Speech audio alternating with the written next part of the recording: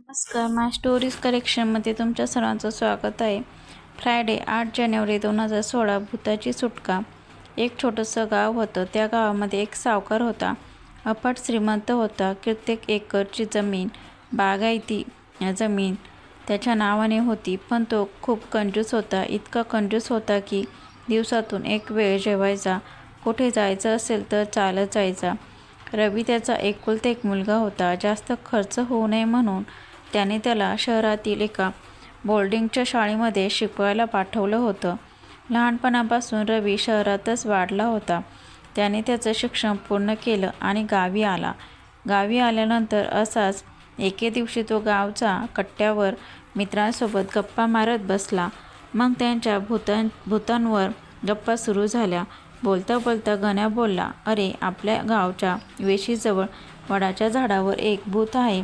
हे ऐकून रवी खूप मोठमोठ्याने हसू लागला आणि बोलला, "कोणत्या जगात राहता तुम्ही लोक? भूत-बीत काही नसतं. सर्व काही खोटं आहे."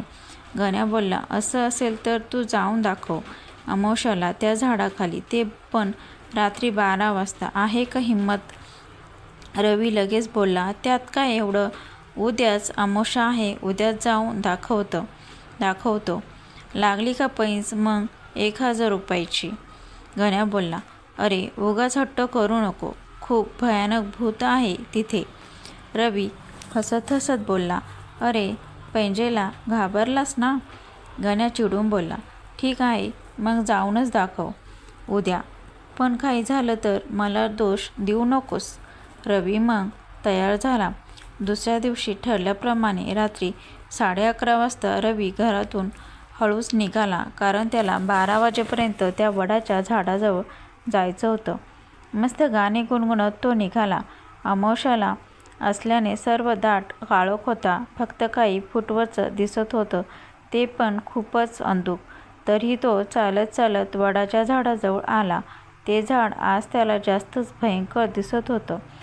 झाडाच्या वेड्यावाकड्या पारंब्या तर अशा वाटत होत्या की जणू काही कित्येक सापांनी त्या झाडाला वेटोळे घातलेत. दुरून एका कुत्र्याचा विव्हाळण्याचा आणि रडण्याचा आवाज येऊ लागला. आता मात्र रवी थोडा थोडा घाबरू लागला. एवढ्या थंडीत पण त्याच्या कपाळावरून घाम जमा होऊन हळूहळू खाली सरकू लागला. त्याच्या हृदयाचे ठोके वाढू लागले. त्यांचा आवाज त्याच्या कानापर्यंत येत होता. मध्येच एखाद्या गावातून काहीतरी हालचाल झाल्यासारखी वाटत होती. रातकिड्यांचा आवाज तर त्या वातावरणात आणखी भयानक वाटत होता. कसंबसं धाडस करून रवी त्या झाडाखाली आला आणि एकटक वर पाहू लागला. त्याला असं वाटू लागलं की त्या फांदीच्या पानामागे कोणीतरी आहे आणि त्याच्यावर पाळत ठेवून आहे. तो त्या पानाकडे एकटक बघू लागला आणि अचानक वीज कडकडावी असा मोठा आवाज झाला. त्या पानांमधून काहीतरी बाहेर आलं आणि एकदम रवीच्या छातीत घुसलं. रवी मोठा झटका बसल्यासारखा 15 फूट लांब उडाला आणि जवळच्या शेतात जाऊन पडला आणि तेथेच बेशुद्ध झाला. सकाळी सकाळी काही गावकरी झाडाजवळी शेतातून चालले होते, तेव्हा त्यांना रवी बेशुद्ध अवस्थेत तिथे पडलेला दिसला. त्यांनी त्याला उचललं आणि सावकारांच्या घरात आणून झोपवलं आणि सावकाराला सांगितलं की तो भुताच्या झाडाजवळ सापडला म्हणून. सावकाराने त्याचे आभार मानले आणि ते रवीच्या शुद्धीवर येण्याची वाट पाहू लागले. पण पूर्ण दिवस रवीची शुद्ध हरपली होती. गण्या येऊन त्याला पाहून गेला, पण त्याची हिंमत झाली नाही सर्व काही खरं सावकाराला सांगायची. शुद्धीवर आल्यावर रवी स्वतः सांगेल असा विचार करून तो तिथून निघून गेला. असाच दिवस गेल्यानंतर रात्री ठीक 12 वाजता रवीने अचानक पूर्ण डोळे उघडले आणि इकडे तिकडे बघू लागला आणि मोठमोठ्याने ओरडू लागला.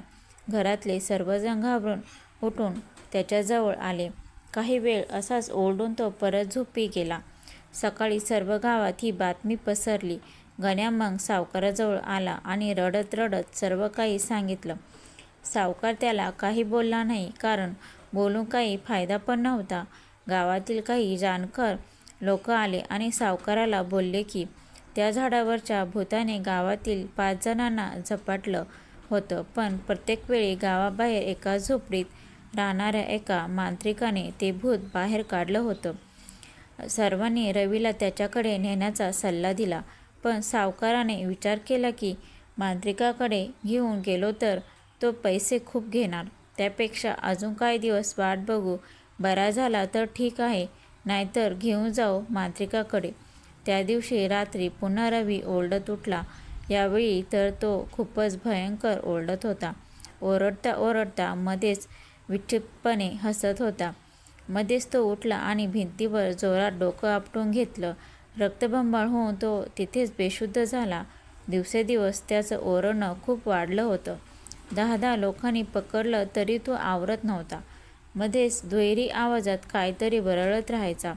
बघता बघता 8 दिवस होऊन गेले होते. सर्वांना आता याची सवय झाली होती. 9व्या दिवशी अचानक रात्री सावकाराला जाग आली. त्याने घड्याळ पाहिलं तर 12:10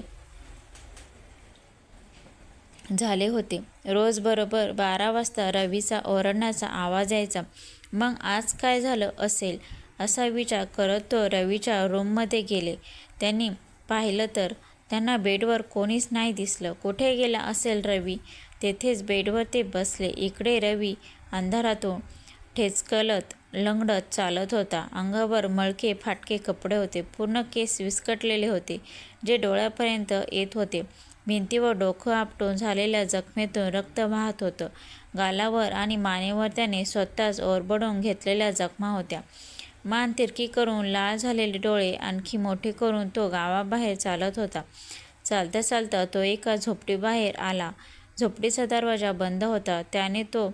त्याने एका जोरात लाथ त्या दारावर मारली. ते दार मोडून पडलं. त्या आवाजाने ध्यान करत बसलेला मांत्रिक उठून उभा राहिला.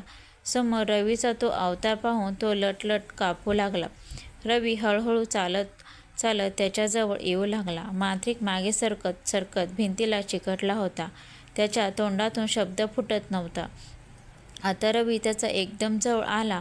अगदी त्याच्या डोळ्यात डोळे घालून पाहू लागला आणि दुहेरी आवाजात रवीच्या आतील भूत बोललं, मी तुझा पाया पडतो रे, माझ्यावर दया कर. मला या रवीच्या अंगातून बाहेर काढ. 9 दिवस झाले काहीच खाल्लं नाही रे. खूप भूक लागली आहे. याचा कंजूस बाप हरामी झाला, काहीच खायला देत नाही रे. माझ्यावर दया कर. झक मारली आणि याच्या अंगात आलो रे. मला बाहेर काढ. एवढं बोलून रवीच्या आतील भूत ढसा रडू लागलं. आजची कथा आवडल्यास लाईक, शेअर, सबस्क्राईब करा. Thanks for watching.